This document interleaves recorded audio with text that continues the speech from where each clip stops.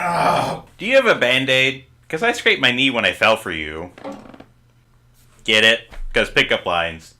They're pretty annoying. Hiya folks, Fruit and Nog here to complain about things that aggravate and annoy me. And today's topic is about perfectionism. And frankly, I do want to say a word like perfectionary, but that's not a real word, so I wouldn't say that.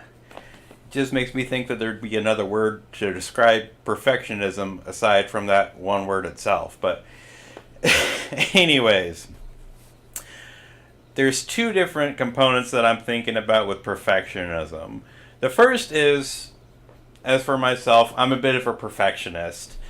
And that can be really annoying, and that can be not just a distraction, but it can be a real time killer. And in case anybody's first thoughts are, you're a perfectionist, huh? Sure got a lot of wrinkles in your shirt there. Sure have a lot of junk in the background instead of a nicely organized system. It looks a little chaotic. It keeps changing around. You got a lot of stuff strewn about. When it comes to my general appearance and even random clutter, I do like to keep things organized, but I'm not OCD about a strict regimen of items being in a particular place. I don't actually think there is a right place for everything because there's not only one way to organize things, and I'm not too hung up about how I look. I'd probably do another video about that sometime. But anyways, what I do tend to get really picky about is my work. So for instance, things that I write. Now again, there's going to be some discrepancy there between small minor things that aren't incredibly important, random comments, general social emails, things of that nature. But work correspondence, I get persnickety about how I format and write those emails because emails can be a bit of a landmine, and I don't really want to go too far down that rabbit trail, but there's a rationale for me about why I set up my emails a very specific way. And if I get too hung up on that, then it can be a really time-consuming process because I want it to look just right. I want to make sure that I'm getting my point across in the correct way. And sometimes, as I'm thinking about what to say, I can get a little hung up on how I want to phrase it, the exact words, the adjectives, and adverbs that I select. And this is somewhat of an interesting or humorous thing that I'll do sometimes is I'll have two possible word choices, and I'll get stuck between which of the two to say, and so I'll just mash them together and say both at the same time. I'll try to think of a quick one real quick. How about trying to think of two words that are similar to each other? Gosh darn it, I should have thought about this ahead of time instead of on the spur of the moment. That doesn't work, darn it. That doesn't work either. Oh, darn it, I'm really hitting a brick wall. I might do a quick pause on this. I'll tell you what, I'm going to do a pause, then I'll come back when I come up with a good example. Okay, here's one. Sheaf. What? I combined the word short and brief. So, sheaf, or it could have been brort. I don't do that intentionally. It just, because in my mind I still haven't made up my mind on which of the two I'm going to say, I will take the first half of one, the second half of the other, and just mash them together. And it happens instantaneously. I don't do it on purpose. I'm sure there's actually a specific word for that. I have no idea how I would even do a search on that, but it's just one of those odd little anachronisms that I have and do. But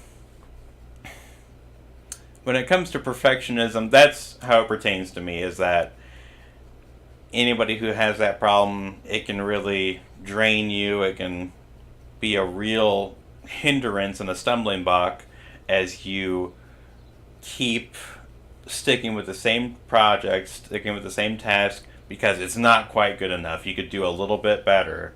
I remember in school a similar problem I had was when it came to cutting things out with cutting out things from paper with scissors, making sure I was right on the line, folding things perfectly in half in a really good crease, drawing with a ruler a perfectly straight line. Things that didn't really matter but would hinder me. And I mean, again, very minor examples. I wasn't taking 5-10 minutes to fold a piece of paper in half, but just a simple example that I think people can understand and relate to. Now, the other side of this, the second part of how perfectionism really aggravates me, is through work. And it's when the expectations of your work is that it's going to be done exactly right every single time. Now, again, I perfectly understand that when you're being paid for a job, they expect you to do a good job, do it right, and do it the same way every time. If, again, depending on what you're doing, how much variance there might be, whether it is something that can be done that rote and that exact every time, or if it would be a little bit more varied, more range and degrees of change, but still expecting to do that same basic task and do it properly. And again, I don't really have a problem or a complaint with being expected to do a good job. But what has bothered me in the past, and this has definitely varied between my different jobs, is how bad it is when they expect you to do it exactly right with no mistakes.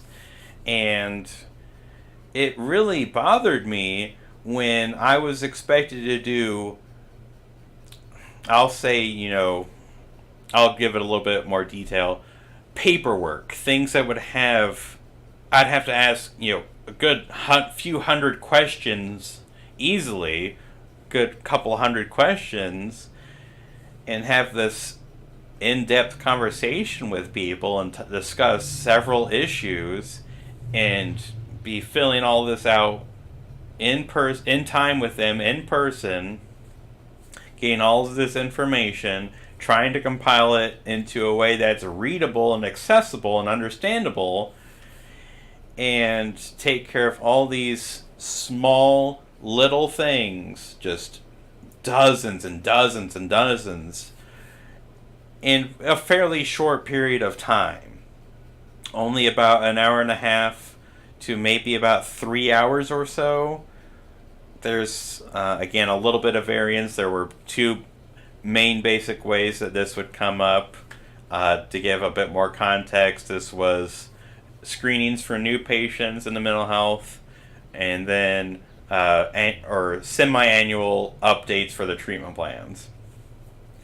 And so, again, hundreds of items, multiple times, very specific work that had to be done very accurately. And I would do a pretty darn good job, if I do say so myself, because again, I was a perfectionist, and because I was doing it so often, I had a really good system. And I understood that it had to be done right, and this was very important, and it had to be done properly, or else I could screw things up. My problem was that their expectation was that I could keep doing this over and over and over again, and it seemed like the expectation was that I wouldn't make any mistakes. And that was far too high of a standard to expect.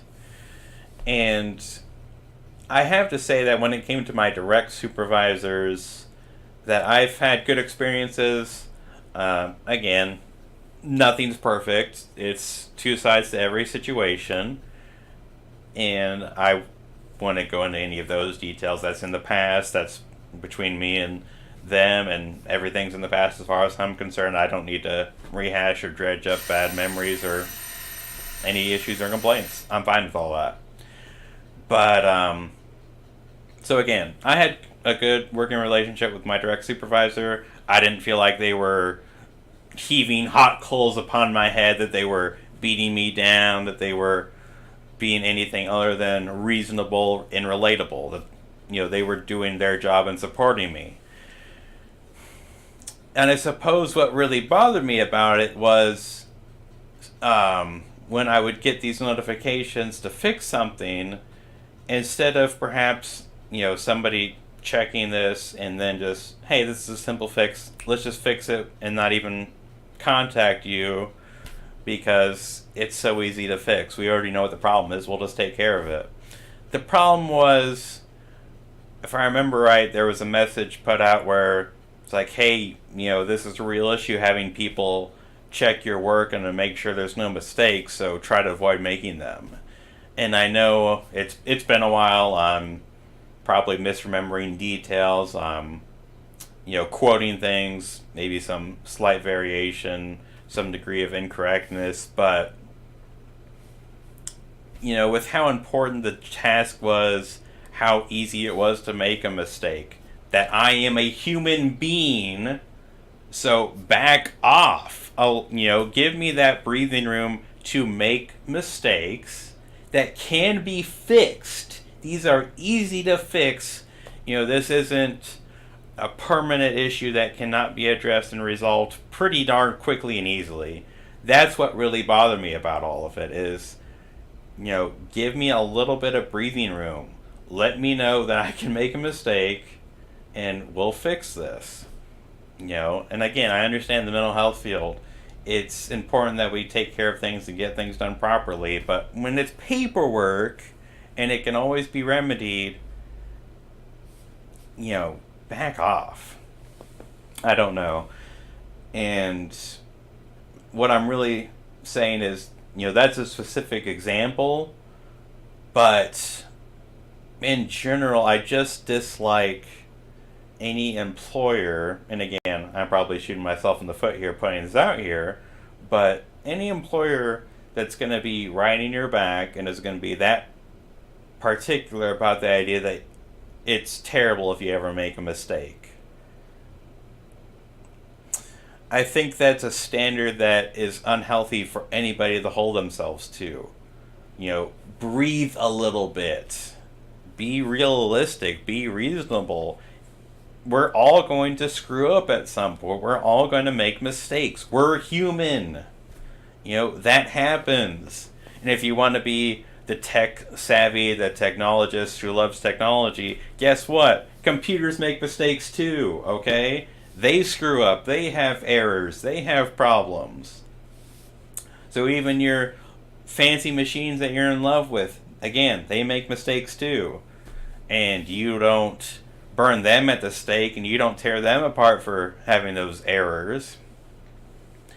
So to anybody who would be having that problem where they're holding themselves to unrealistic expectations and they're basically beating themselves up for being human and making a mistake, it's like I really do want to let you know that I understand where you're coming from. I understand what you're dealing with.